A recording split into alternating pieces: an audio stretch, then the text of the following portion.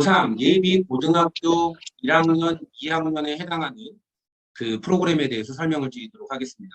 저희 원장님이 자꾸 덮여와서 저기 하는 바람에 하울링이 생겨서 조금 죄송합니다. 1학년, 2학년들은 그 무엇이 변화하는가를 먼저 보아야 무엇을 할 것인가가 결정될 것 같아요. 이번 고2부터 크게 변하는 것 첫 번째, 동아리 활동에서 그동안은 자율동아리, 학제동아리와 자율동아리가 있는데 이 중에서 자율동아리에 뭐 이름 정도는 들어갈 수 있었거든요. 근데 고2부터는 자율동아리 미반영, 개인 봉사활동 미반영, 수상경력 미반영, 독서활동 미반영. 그러니까 생활기록부 자체에 기록될 수 있는 칸들도 상당히 적어져요. 가장 결정적인 변화는 맨 마지막에 있는 자기소개서가 폐지된다는 겁니다. 그러면 이제 요 위에 있는 동아리 활동, 봉사활동 이런 걸 우리가 창체 활동이라고 이야기를 하거든요. 그래서 그동안 종합전형의 핵심은 창체였어요.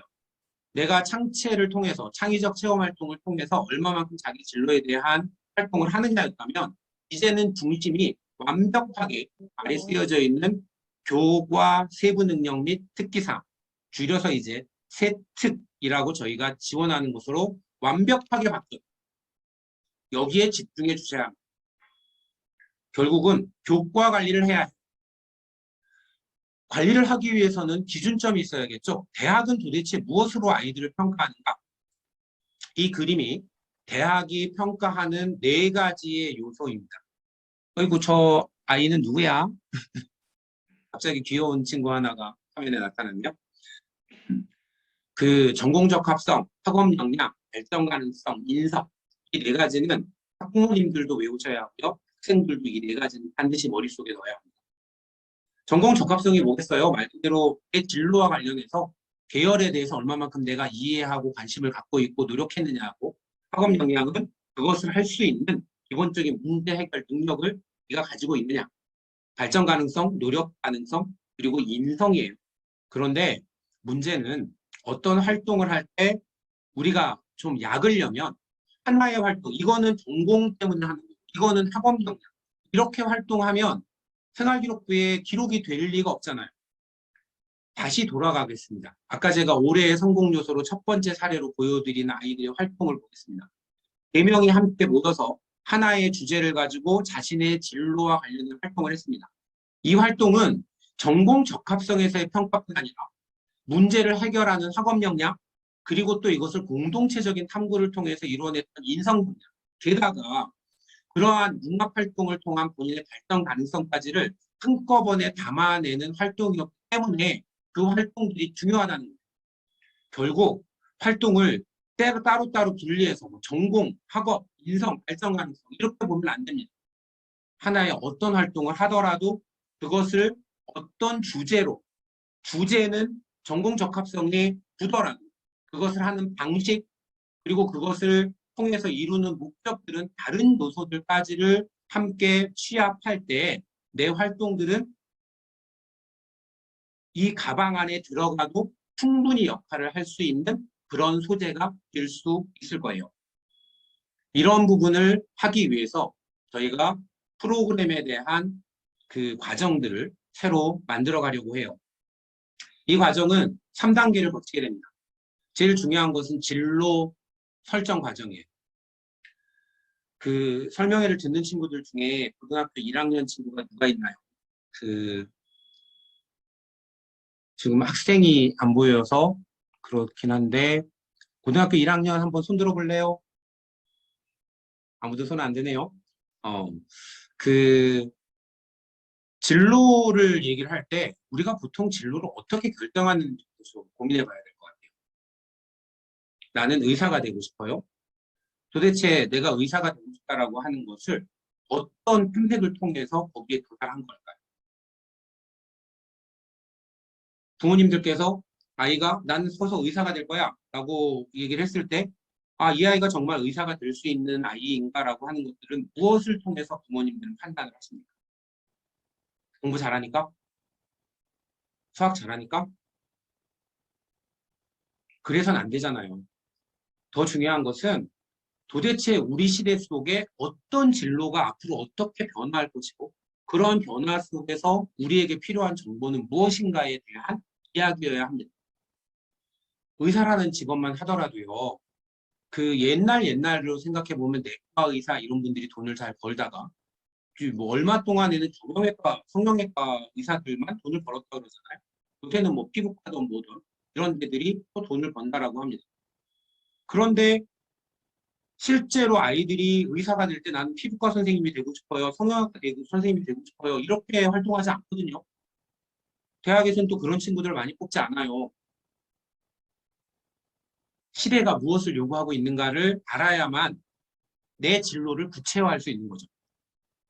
이러한 것들은 대화와 여러 가지 탐구의 과정을 통해서만 가능할 겁니다. 2단계는 내가 배우는 교과의 수업 목표가 무엇인가에 대한 명확한 이해입니다. 국어 공부를 잘한다. 이것도 마찬가지죠. 나는 국어를 잘해. 국어를 잘한단 말이 뭔가요? 내신 성적이 높다는 얘기인가요? 모의고사 점수가 높다는 건가요? 그렇지 않을 겁니다. 국어의 목적이 무엇인가? 국어는 분석 능력을 요구하는 과목이에요. 누군가가 말을 했을 때 듣는 능력, 내가 말할 때 말하기 능력, 글을 보고 분석하는 능력들을 키워내는 겁니다. 언어인, 우리의 모국어인 국어를 기반으로 해서. 그러면 그러한 언어화라고 하는 것이 언어화를 하기 위해서 내가 거쳐야 되는 과정들, 그리고 그러한 언어를 통해서 나의 속마음을 표현하는 방법들, 이러한 것들이 교과를 분석하고 그 교과의 단원 내용들에 따라서 연계가 되어야 하고, 그것을 교과학습의 심화라고 이야기하고, 더 중요한 것은 이것을 진로와 연계하는 힘입니다. 그냥 국어 시간에 생명과학 관련 지문을 읽고 뭐 이런 걸 알게 되었다. 이거는 너무 억지잖아요. 근데 대부분의 학생들이 그렇게 한단 말이에요. 영어 시간에 뭐 하라 그러면 영어로 된 지문 읽고 해석하고, 그중에서 내가 뭐 나중에 경영학과 가고 싶다 그러면 마케팅에 대한 무슨 원서 읽고 그거 해석하고 그거를 교과 연계활동이라고 이야기를 합니다. 그건 형식적 연계죠. 정말 내용적으로 각각의 교과에서 요구하는 것들, 국어, 영어, 수학, 각각의 탐구 과목들, 이러한 각각의 시기에 배우는 것들, 학교에서 배우는 것과 그 다음에 그 속에서 과제를 가져가고 그것을 진로하고 연결하는 것이 가장 중요하다는 거예요. 이러한 두 가지의 과정을 통해서 최종적으로 가져가는 것은 활동과 활동 간의 연계성을 확보하고 아까 말씀드렸던 융합이라는 것을 아이들 속에서 만들어내는 겁니다. 맨 아래쪽에 좀 말장난 같은 것을 한글 써놨네요. 홍섭은 치우치지 않는 치우침이다. 이런 말을 써놨는데 통섭이란 뭐 해석을 되게 여러 가지로 할 텐데, 통섭은 어느 쪽으로 하나의 사건을 바라볼 때 그 사건을 종합적으로 이해하고 그 속에서 핵심을 건져내는 과정들을 통섭적 사고라고 이야기를 합니다. 그러려면 당연히 어느 한쪽으로 치우치면 안 되죠. 나는 이과를 갈 거니까, 나는 문과를 갈 거니까, 나는 이 진로를 할 거니까 이것만 하면 돼. 이거에 대해서 더 많이 알면 돼. 이러한 인재들은 21세기에 필요한 인재상이 사실상 아니에요. 그 삼성에서 신입사원을 모집을 할 때 시험을 치른다라고 알고 계시죠? 그 시험을 총평하는 문구가 있습니다. 삼성은 그 시험을 통해서 어떤 인재를 요구하는가. 거기에 나오면 이렇게 말을 해요. 인문학적 심성을 가진 공학도를 뽑는. 나중에 뽑는 친구들의 80%가 공학도거든요. 공학 계열 나온 애들. 근데 그 애들에게 뭘 요구한다고요? 인문학적 심성을 요구합니다. 그냥 한국사 시험 보고 이렇기 때문에 인문학적 심성이 아니라요. 더 중요한 게 기업들은 지금 당장 물건을 정말 잘 만드는 것도 중요하지만 이것이 사람들의 삶에 어떻게 기여할 수 있는가를 설명하지 못하면 물건이 안 팔리거든요. 그러니까 그런 것까지 볼 수 있는 친구들을 요구한단 말이에요. 그러면 대학을 우리가 잘 가고자 하는 이유도 대학 졸업장만 우리가 잘 사나요?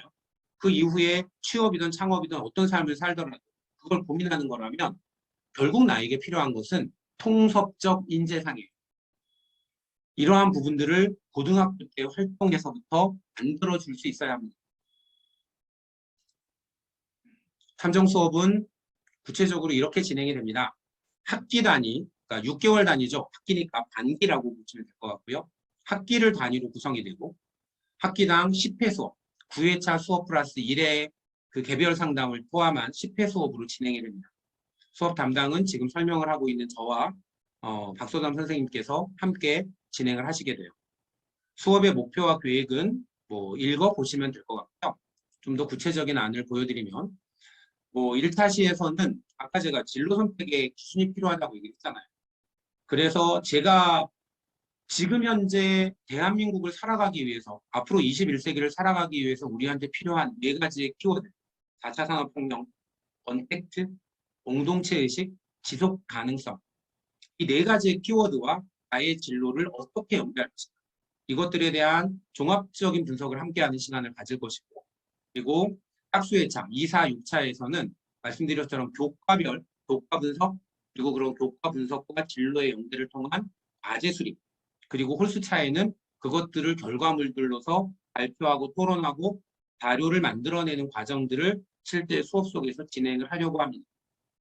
8회차, 9회차에는 창책, 동아리 자율 진로 관련해서 기타 학교에서 뭐 대회나 이런 것들을 치른다라면 그런 것들에 대한 주제 선정, 과제 수행 이것을 별도의 차수를 가지고 진행을 하고 통틀어서 10회차에는 이 상담을 진행하시는 학생뿐 아니라 부모님까지 함께 오셔서 이 아이의 이 기간 동안의 성취, 부족한 점, 이후에 어떤 것들로 채워야 하는가에 대해서 함께 이야기를 나누는 개별 상담까지를 하나의 프로그램으로 진행을 하려고 합니다.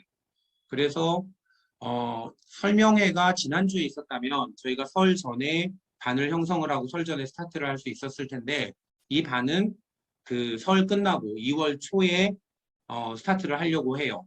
그래서 관심이 있으신 부모님들께서는 가능하면 명절 전에 신청을 해주신다라면 반을 구성을 하고 그 반별로 진행을 하게 됩니다. 기존의 컨설팅이 대부분 1대1 컨설팅이었다면 이 탐구의 정석은 토론하고 발표하고 하려면 혼자서 하는 게 무슨 의미가 있어요. 그래서 아까 융합과정을 스스로 진행했던 한여고 학생들과 같은 그러한 환경을 우리 컨설팅 내에서 구성해주고 아이들이 그것을 스스로 해나가는 것을 목표로 하기 때문에 조금 더 다수의 인원이 한 교실 내에서 함께 준비하는 그런 프로그램들이 진행될 것입니다.